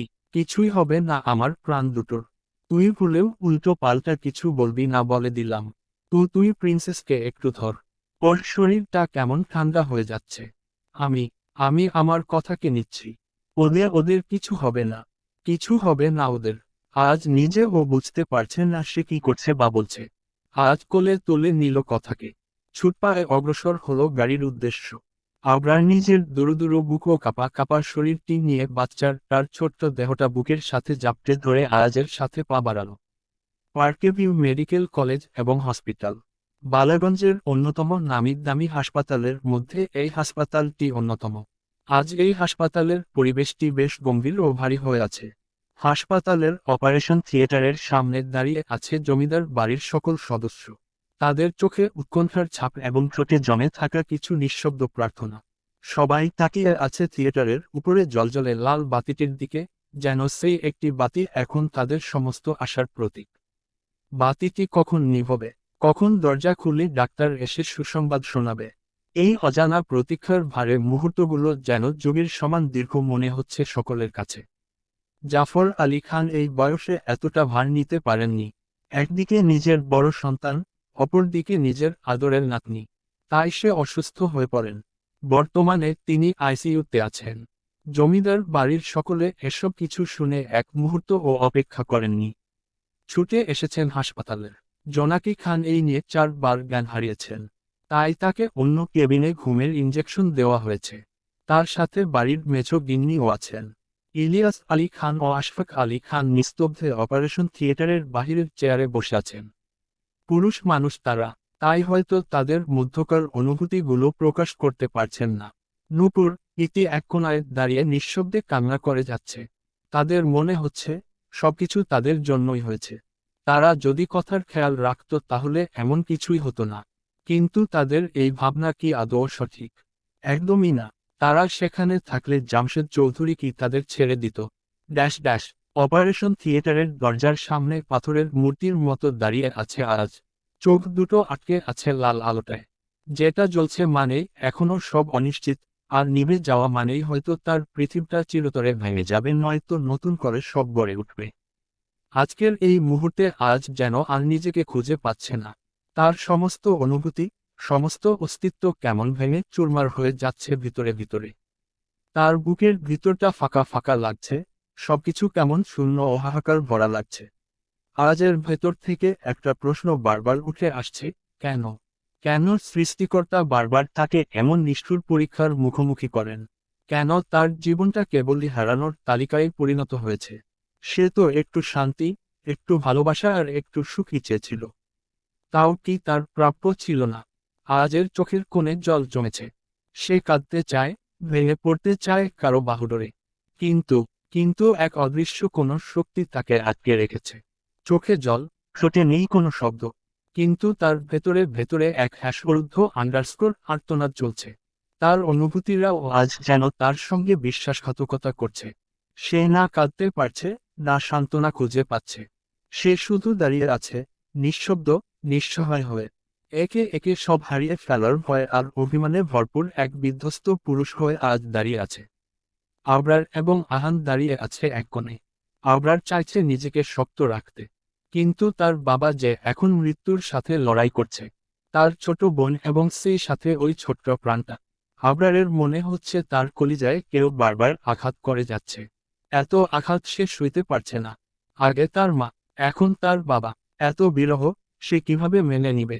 সে তো কখনো বাবা মা ছাড়া থাকার কল্পনাও করেনি। হুট করে কি হলো তার জীবনের সাথে? আহানও আজ বিধ্বস্ত। বারবার কথার স্মৃতি তাকে তাড়া করে যাচ্ছে। কথার হাসি মুখ, কথার দুষ্টুমি। আহান জানে তার ছোট বোনটা সামান্য ব্যথা সহ্য করতে পারে না। তাহলে আজ এত বড় ব্যথা কিভাবে সহ্য করবে? রওশন আলী খান ইলমা ইসলামের সাথে খারাপ করেছে। কিন্তু সে মানুষটা তহ খারাপ না। সে তহ সকলকে ভালোবেসে আগলে রাখত। কথার সাথে তার দ্বন্দ্ব ছিল, তা শুধুমাত্র ইলিয়াস আলী খানের জন্য। কারণ জোনাকি খানের বিরোহী ইলিয়াস আলী খানের অবস্থা হয়ে গিয়েছিল শোচনীয় থেকে শোচনীয়। তার ছোট ভাইটার এখন অবস্থা সে মেনে নিতে পারেননি। চারপাশে যা দেখেছেন তাই বিশ্বাস করে নিয়েছিলেন। জেনাকি খান তখন নিজের চিঠিতে লিখেছিল সে তার ভালোবাসার মানুষের সাথে চলে যাচ্ছে। তাই তোহ সকলে ভেবেছিল কথা জোনাকি খান এবং অন্য লোকের সন্তান। পরিস্থিতি সবকিছু অগোছালো করে দিয়েছিল। কিন্তু সব সত্যি জানার পর রওশন আলী খান কথার কাছে হাত জোর করে ক্ষমা চেয়েছে। সে তোহ তার জীবনে কিছুই পেল না। Dash dash dash. টানা 4 ঘন্টা পর অপারেশন থিয়েটারের উপরে থাকা লাল বাতিটি নিভে গেল। সকলের দৃষ্টি সেখানেই ছিল। সকলে বুঝল তাদের অপেক্ষার প্রহর শেষ হয়েছে। সকলে দুরু দুরু বুক নিয়ে দরজার সামনে এসে দাঁড়ালো। তার কিছুক্ষণ পর হাসপাতালের বড় বড় ডক্টর দ্বয় গায়ে অপারেশনের পোশাক পরে বের হলো। আজ ভাঙা গলায় ডাক্তারদের উদ্দেশ্য জিজ্ঞেস করল, সবাই কেমন আছে ডক্টর? আমার বাবা, আমার কথা আর আমার সন্তান, সবাই সুস্থ আছে তো? একজন ডক্টর আয়াজের কাঁধে হাত রেখে অভয়ের স্বরে বলে উঠল, এতটা হাইপার হবে না আপনি। রওশন আলী খানের অবস্থা বেশ শোচনীয় ছিল। তার বুকে 4টি গুলি লেগেছিল। আমরা প্রথমে ভেবেছিলাম তার সময় হয়তো শেষ, কারণ বুকে গুলি লেগেছে। কিন্তু সৃষ্টিকর্তার হয়তো ভিন্ন ইচ্ছে ছিল। সৌভাগ্যক্রমে গুলি 4টি রওশন আলী খানের হার্টের আশেপাশে লেগেছে। তাই তিনি যাত্রায় বেঁচে গিয়েছেন। কিন্তু উনার শরীর থেকে বেশ রক্তক্ষরণ হয়েছে। এই বয়সে এত রক্তক্ষরণ ভালো খবর নয়। তবে আমরা তাকে পর্যাপ্ত রক্ত প্রদান করেছি। উনি এখন আশঙ্কা মুক্ত আছেন। এরপর ডক্টর আবারও বলে উঠল, বেবি যখন হয়েছিল তখন বেবি পর্যাপ্ত পরিমাণ অক্সিজেন পায়নি। তাই কিছু সময়ের জন্য তার ফুসফুসের কার্যকারিতা বন্ধ হয়ে যায়। আপনারা যদি আর একটু দেরি করে বেবিকে হাসপাতালে নিয়ে আসতেন, তাহলে হয়তো বেবিকে বাঁচানো যেত না। কিন্তু আলহামদুলিল্লাহ বেবি এখন সুস্থ আছে। তবুও আমরা বেবিকে 2 দিনের জন্য আমাদের তত্ত্বাবধানে রাখব। রওশন আলী খান এবং বাচ্চার সুস্থতার কথা শুনে আয়াজের মনটা কিছুটা হালকা হলো। কিন্তু এখনো আয়াজের নিঃশ্বাস আটকে আছে। আমার কথার কি অবস্থা? ও ঠিক আছে তো? আয়াজের মুখে কথার নাম শুনে ডক্টরদের মুখে মলিনতা ছেয়ে গেল। ডক্টরদের এখন নীরবতায় আয়াজের বুকটা মোচড় দিয়ে উঠল। কি হলো, বলছেন না কেন আমার কথার কি অবস্থা? অশান্ত আয়াজের পানে তাকিয়ে ডক্টর একটা দীর্ঘশ্বাস ফেলে বলে উঠল, শান্ত হন মিস্টার খান। দেখুন আমরা আমাদের সর্বোচ্চটা দিয়ে চিকিৎসা করেছি। কিন্তু আপনার ওয়াইফের অবস্থা বেশ শোচনীয়। ডেলিভারির সময় হয়তো উনি পেটে কিছুর সাথে আঘাত পেয়েছিলেন। তার উপর বাচ্চা ডেলিভারির সময় উনার মধ্যে বেশ জটিলতা ছিল। উনার তখনই চিকিৎসার প্রয়োজন ছিল। তার উপর উনার পেটে 2টো গুলি লেগেছে। ডেলিভারির সময় তার শরীর থেকে রক্ত গিয়েছে আবার গুলির কারণে উনার শরীর দিয়ে অনেক রক্তক্ষরণ হয়েছে। তাই ডক্টরের কথাগুলো আজ নিঃশব্দে শুনে গেল। তাই আমার কথা বেঁচে আছে তো? অনুভূতিহীনভাবে কথাটি বলল আজ। ডক্টর আজের কাঁধে হাত রেখে ভরসা দিয়ে বলে উঠল, উনি বেঁচে আছেন মিস্টার খান। কিন্তু কতক্ষণ তার আয়ু থাকবে তা বলা মুশকিল। তবুও তিনি প্রাণপণে মৃত্যুর সাথে লড়ে যাচ্ছেন। যখন রোগী নিজ থেকে বাঁচতে চায় তখন তার সুস্থ হওয়ার সম্ভাবনা বেড়ে যায়। আগামী 24 ঘন্টার মধ্যে যদি উনার জ্ঞান ফিরে আসে তাহলে আর কোনো ভয় থাকবে না। কিন্তু যদি জ্ঞান না আসে, তাহলে? ডক্টর আর কিছু বলল না। শুধু একটা দীর্ঘশ্বাস ফেলল। আজ অনুভূতিহীন দাঁড়িয়ে রইল। তার চোখে মুখে কোনো ভাবভঙ্গি নেই। সে শুধুমাত্র ডক্টরকে এতটুকু বলল, আমাকে একটু আমার কথার সাথে দেখা করতে দিবেন। এতটুকু দয়া করুন আমার উপর। Dash dash dash. আইসিইউ। এই নামটি প্রতিটি রোগী এবং তাদের স্বজনদের জন্য এক দুঃস্বপ্ন ছাড়া আর কিছুই নয়। আজ নিজের ভঙ্গুর শরীরটা নিয়ে প্রবেশ করল আইসিইউতে।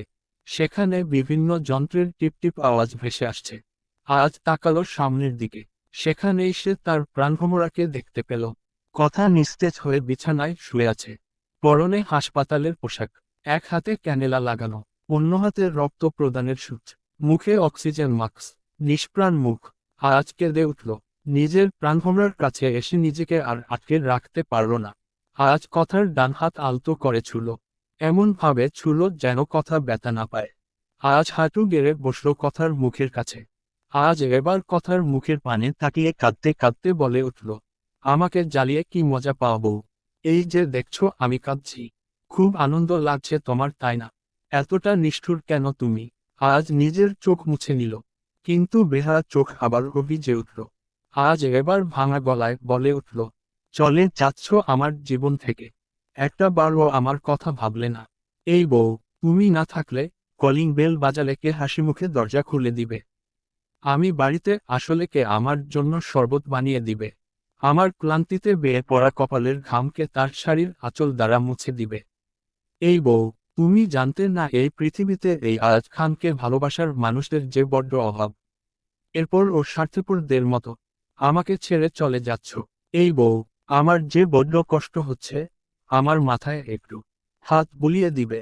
তোমাকে ওয়াদা করেছিলাম না কথা, কখনো যদি তুমি আমার থেকে দূরে চলে যাও তাহলে আমিও তোমার পিছু পিছু চলে আসব। আমি কিন্তু আমার ওয়াদা রাখবো বলে দিলাম। এই ইহকালে একসাথে থাকতে পারবো না তো কি হয়েছে? পরকালে কেউ আমাদের বিচ্ছেদ ঘটাতে পারবে না। ও বউ, এতটা নির্দয়া হইও না আমার উপর। তুমি যা যা বলবে, যেভাবে যেভাবে বলবে আমি তাই তাই করব। বউ, আমাদের প্রিন্সেসটা তোহ বেশ কষ্ট পাচ্ছে। বউ, তার তোহ এখন তোমাকে প্রয়োজন। আমার কথা না ভেবে অন্তত আমাদের প্রিন্সেসের কথা ভেবে ফিরে আসো। একটা বার ফিরে আসো না বউ? কথা দিলাম, আজের এত এত ভারাক্রান্ত মনের কথাগুলো কি কথার মন গলাতে পারছে? তা জানে না আজ। আজ এবার চোখ মুছে বেশ গম্ভীর কণ্ঠে বলে উঠল, আমার বিশ্বাস তুমি ফিরে আসবে আমার কাছে। এটা এই আজ খানের বিশ্বাস।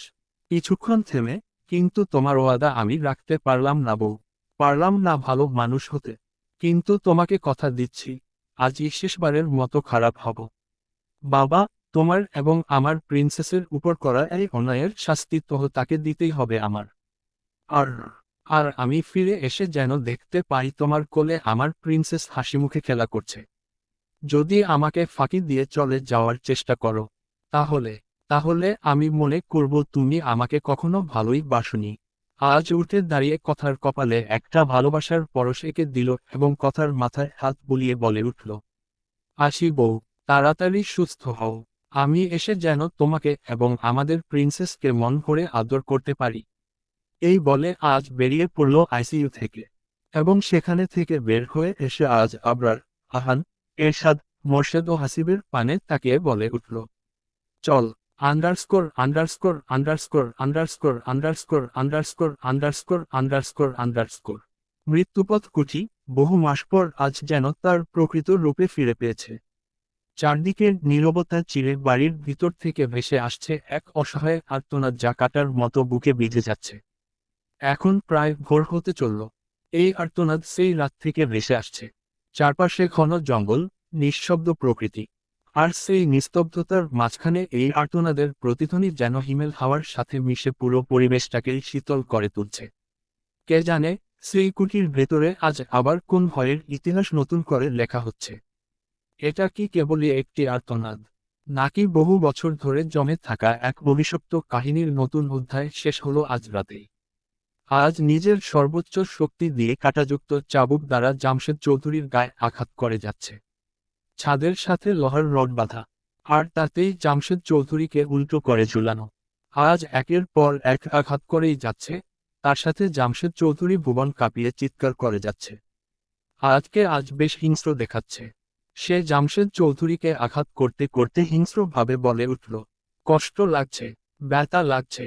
তাহলে ভাব আমার বাবার কেমন লেগেছিল। ভাব আমার কথার কেমন লেগেছিল। এই আজ খানের সাথে টেক্কা দিতে চেয়েছিলি। এই আজ খানের সাথে। এতই সহজ। আজ তুই বুঝবি শাস্তি কাকে বলে। তুই মৃত্যুর জন্য কাঁদবি, কিন্তু পারবি না মৃত্যুর কাছে ঢলে পড়তে। আজ এবার মোর্শেদকে বলল, মোর্শেদ, যা ওইখান থেকে এসিডের বোতলটা নিয়ে আয়। ব্যথায় জর্জরিত জামশেদ চৌধুরীর অবস্থা ভীষণ শোচনীয়। অ্যাসিডের নাম শুনে তার হাত পা কাঁপতে লাগল। সে মিনতি করতে লাগলো আয়াজের কাছে, জীবন ভিক্ষা চাইল। কিন্তু না, তার এই আহাজারি আজ সহঘরে উপস্থিত কারোর মন গলাতে পারল না। আজ হাতে মোটা গ্লাভস পরে অ্যাসিডের বোতলটা উন্মুক্ত করল। তারপর বাঁকা হেসে তা নিয়ে জামশেদ চৌধুরীর সামনে গিয়ে দাঁড়ালো। ইস, খুব কষ্ট হচ্ছে না তোর? আহারে, এবার তাহলে আরও একটু কষ্ট সহ্য করার জন্য প্রস্তুত হয়ে যা। এই বলে আজ সমস্ত অ্যাসিড জামশেদ চৌধুরীর মুখে ঢেলে দিল, সাথে গায়ের ক্ষত স্থানগুলিতেও। ব্যথায়, যন্ত্রণায় জামশেদ আলী গলা কাটা মুরগির মতো ছটফট করতে লাগল। কিন্তু এতেও তিন খানের মনে একটুও মায়া জন্মালো না। আবরার নির্দয় পুরুষের মতে জামশেদ চৌধুরী পায়ের সকল আঙুল এক এক করে উপরে ফেলে দিল। এবং আহান জামশেদ চৌধুরীর হাতের সবগুলো নখ উপরে ফেলল। জামশেদ চৌধুরী পানিবিহীন মাছের মতো ছটফট করতে লাগল। তার এই ছটফট এবং যন্ত্রণায় মিনতিগুলো তিন খান বেশ উপভোগ করে দেখতে লাগল। কিছু মুহূর্ত পর আজ মোবাইল বেজে উঠল।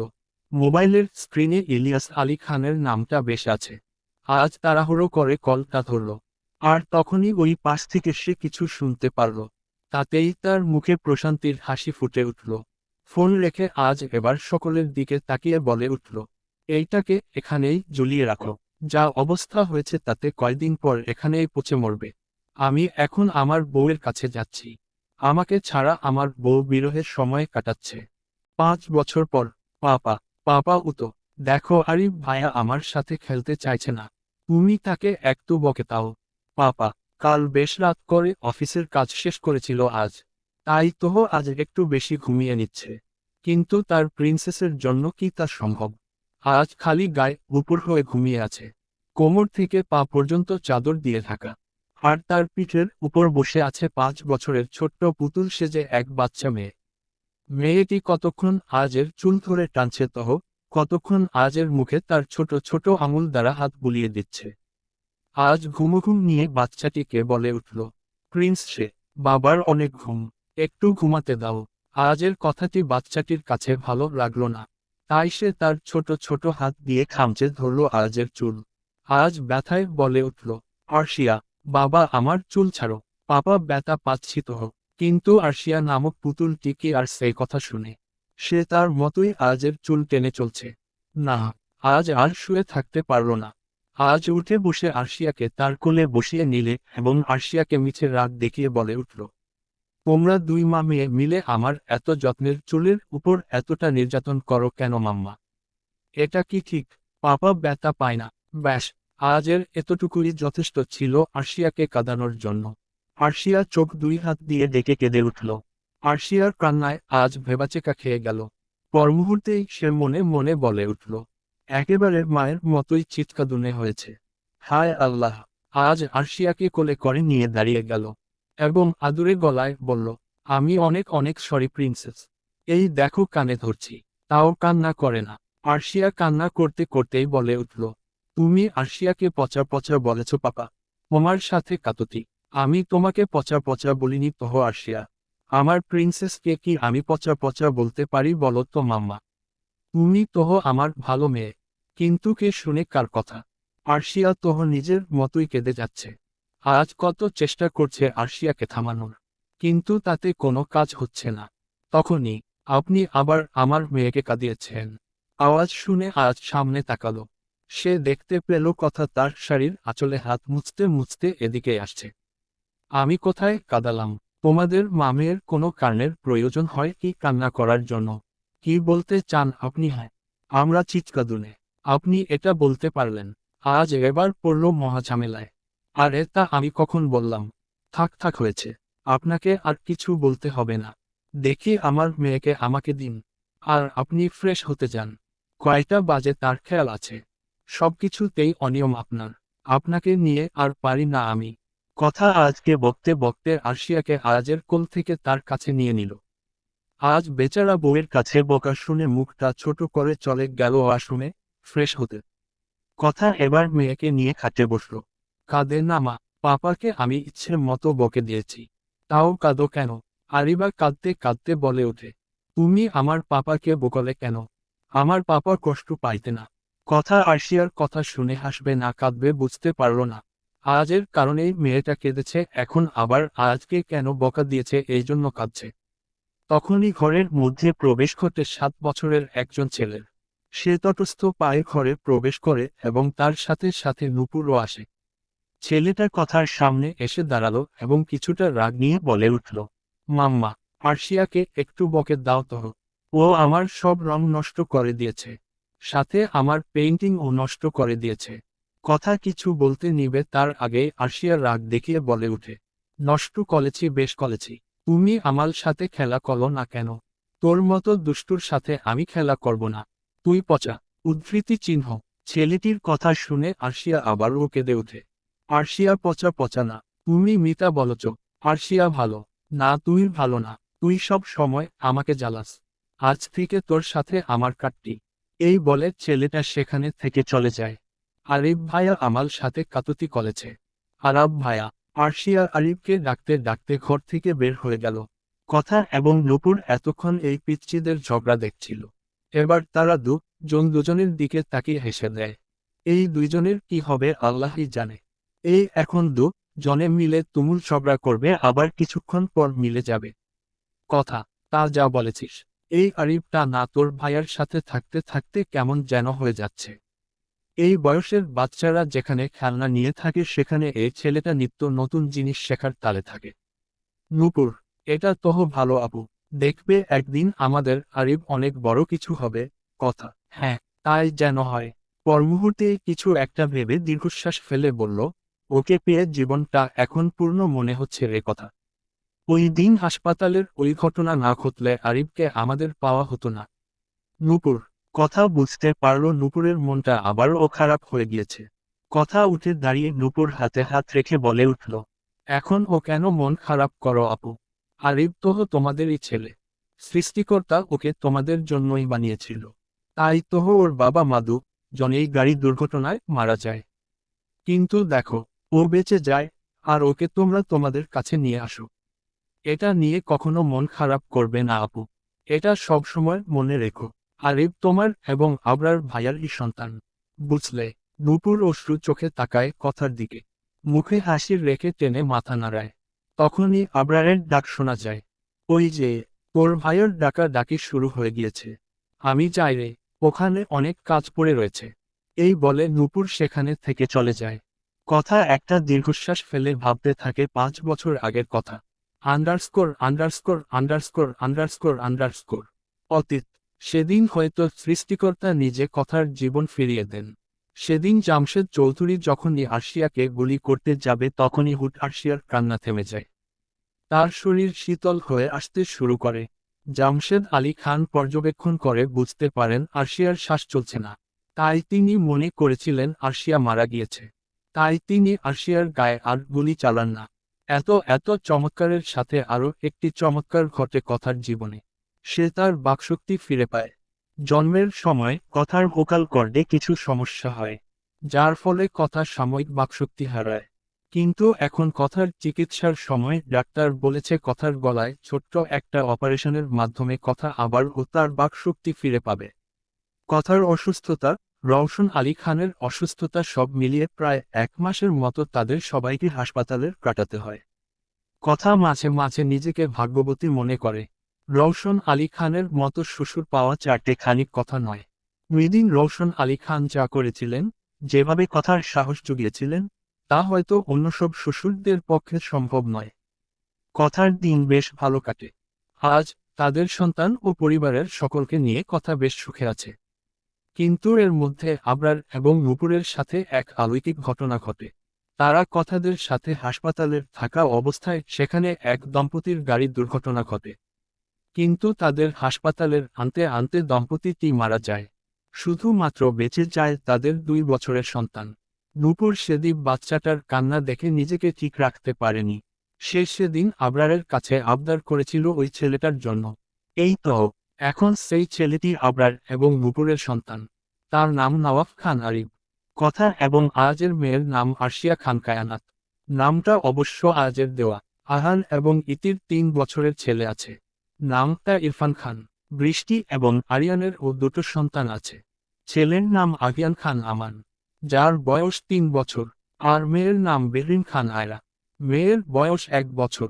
Underscore underscore underscore underscore underscore underscore underscore কথা এতক্ষণ অতীতের কথা ভাবছিল। পর মুহূর্তে একটা দীর্ঘশ্বাস ফেলে ঘর গুছানো শুরু করল। কিন্তু এভাবে ঘর গুছাতে কথার ভালো লাগছিল না, তাই কথা তার পছন্দের গান চালিয়ে আবার ও কাজ শুরু করল। কিছু সময় পর হুট করে কথার চালিয়ে রাখা গান বন্ধ হয়ে যায়। আর সেখানে ভিন গান বেজে উঠল। গান বন্ধ হয়ে যাওয়ায় কথা পিছনে ঘুরে তাকলো, আর তখনই সে দেখতে পেল আজ তার মন মতো গান ছড়ে গামছা তোয়ালে, কিন্তু এখানে একটু হাসির জন্য গামছা লেখা। দিয়ে তার স্টাইলে কথার পানে তাকিয়ে নাচছে আর গানের সাথে তাল মিলিয়ে গান গাইছে। চিকন চাকন মাঞ্জা দোলে, গানের তালে তালে। গান শেষ হয়ে গিয়েছে, কথা এখনো হতবাক হয়ে আয়াজের পানে তাকিয়ে আছে। তার কেমন প্রতিক্রিয়া দেখানো উচিত তা সে বুঝে উঠতে পারছে না। কথাকে এভাবে অবাক হয়ে তাকিয়ে থাকতে আজ কথার দিকে তাকিয়ে দুষ্ট হেসে বলে উঠল, বউ, আমি জানি আমি অনেক সুদর্শন একজন পুরুষ, কিন্তু তাই বলে এভাবে আমার দিকে তাকিয়ে থাকবা? আমার বুঝি লজ্জা লাগে না? কথাগুলো বলে আজ একটু লজ্জা পাওয়ার অভিনয় করল। কথা আজের বাহুতে হালকা চাপড় দিয়ে বলে উঠল, বুড়ো বয়সে বিমরতিতে ধরেছে আপনার? কি সব করছেন এগুলো? আমি বুড়ো এটা বলতে পারলে বউ অবাক হয়ে, অবশ্যই আপনি বুড়ো। বয়স কত হয়েছে জানেন আপনার? 35। আর আমার বয়স জানেন? সবে 22। তাহলে বলেন আপনি বুড়ো না? কথার এমন লজিক শুনে আজ হতবাক। আচ্ছা, তাকে দেখলে কি মনে হয় তার বয়স 35? এত সুন্দর চেহারা তার, তার উপর এত সুন্দর জিম করা শরীর। অফিস কার্যালয়ের সব মেয়েরা তার উপর ফিদা, আর তার নিজের বউই তাকে বুড়ো বলে। এটা মানা যায়? আজ কথাকে ঝট করে কোলে তুলে নিল। আরে আরে করছেনটা কি? কোলে নিয়েছেন কেন? নামান আমাকে। নামাবো? উহু, নামানোর প্রশ্নই আসে না। আমাকে বুড়ো বলা তাই না? চলো দেখাই আমি কতটা বুড়ো হয়েছি। আজ ভালো হচ্ছে না কিন্তু। দিনের বেলা কি শুরু করেছেন? নো চিল্লাচিল্লি মিসেস বেডি। আমাকে বুড়ো বলার ফলাফল দেখাবো তোমাকে। Underscore underscore underscore underscore underscore underscore underscore underscore underscore underscore underscore underscore underscore underscore underscore underscore underscore. পূর্ণিমা রাত, আকাশে বেশ বড় থালার মতো চাঁদ উঠেছে। চারদিকে মিষ্টি সুবাস ভেসে আসছে, এবং তার সাথে মন জোড়ানে বাতাস। এমনই পরিবেশে কথা বেলকনির দোলনায় বসা এবং তার কোলে আজ মাথা রেখে শুয়ে আছে। জনের দৃষ্টি ওই দূর আকাশে। কথার পরনে গাঢ় লাল রঙের শাড়ি, চুলগুলো ছেড়ে রাখা, কানে আয়াজের সযত্নে গেঁথে রাখা লাল গোলাপ। মুখে নেই কোনো প্রসাধনীর সাজ, দুই হাতে মুঠো ভর্তি লাল কাচের চুড়ি। আয়াজের পরনে সাদা পাঞ্জাবি পায়জামা। আজ কথার হাতটা নিজের হাতের মুঠোয় নিয়ে নিল। অতপর কথার হাতে একটা ভালোবাসার পরশ দিয়ে বলে উঠল, হ্যাপি 6th অ্যানিভার্সারি বউ। কথা মৃদু হেসে উঠল। সে কিছুটা নিচু হয়ে আয়াজের কপালে ভালোবাসার পরশ দিয়ে বলে উঠল, হ্যাপি 6th অ্যানিভার্সারি জামাই। আজ স্মিত হাসল। আজ এবার তার কণ্ঠে ভালোবাসার মাদকতা নিয়ে বলে উঠল, এই আজ খান যতদিন বেঁচে থাকবে ততদিন তোমাকে ভালোবাসি, বউ। এই আকাশ যতদিন অক্ষত থাকবে ততদিন তোমার প্রতি আমার ভালোবাসা অটুট থাকবে। এই বাতাস যতদিন পৃথিবীর বুকে প্রবাহিত হবে ততদিন আমার হৃদয়ের প্রতিটা নিঃশ্বাসে শুধু তুমি থাকবে। এই চাঁদ যতদিন আকাশে উঠবে ততদিন তুমি আমার জীবনের আলো হয়ে থাকবে। ইহকাল থেকে শুরু করে পরকাল পর্যন্ত যতটুকু দূরত্ব, ততদিন তোমাকে ভালোবাসি, বউ। হাসরের দিন অনুষ্ঠিত হতে যত দিন বাকি, ততদিন ভালোবাসি তোমাকে। মহান আল্লাহ তাআলা জান্নাতে তার প্রিয় বান্দাদের জন্য যতদিন পুরস্কার সংরক্ষিত রেখেছেন, ঠিক ততদিন তোমার প্রতি আমার প্রেম অবিনশ্বর থাকবে। ভীষণ ভালোবাসি তোমাকে, বউ। এই আজ খানের ছন্নছাড়া জীবনটাকে যে তুমি এত যত্নে, এত ভালোবাসায় গড়ে তুলেছ, তার জন্য তোমাকে কৃতজ্ঞতা জানানোর ভাষা আমার জানা নেই। তুমি আমাকে বাবা হওয়ার মতো যে সুখ দিয়েছ, তা আমার জীবনের শ্রেষ্ঠ উপহার। সবশেষে একটাই কথা বলবো, যেমন করে সৃষ্টিকর্তার অস্তিত্ব একেবারেই সত্য, তেমনি ভাবে আমার মনে তোমাকে ঘিরে প্রতিটি অনুভূতি সত্য। ভালোবাসি বউ, ভীষণ ভালোবাসি তোমাকে। অন্যদিকে নূপুর আবরারের বুকে মাথা রেখে শুয়ে আছে। আমাকে নিয়ে আপনার কোনো অভিযোগ আছে, জমিদার সাহেব? আবরার হাসল, বেশ চমৎকার ভাবেই হাসলে। অতপর নূপুরের মাথা হাত আলতো করে হাত বুলিয়ে দিয়ে বলে উঠল, অভিযোগ? আমাদের সম্পর্কে অভিযোগ নামে কোন শব্দ নেই প্রাণ। যা আছে তা শুধু এবং শুধু মাত্র ভালোবাসা। আমি আপনার এত ভালোবাসার যোগ্য নই, জমিদার সাহেব। আবরার নূপুরের মাথাটা বালিশে রেখে নূপুরের উপর ঝুঁকল। অতপর নূপুরের কপালে একটা ভালোবাসার স্পর্শ দিয়ে ভালোবাসাময় কণ্ঠে বলে উঠল, ভালোবাসায় যোগ্যতা বলে কোনো কিছুরই জায়গা নেই, প্রাণ।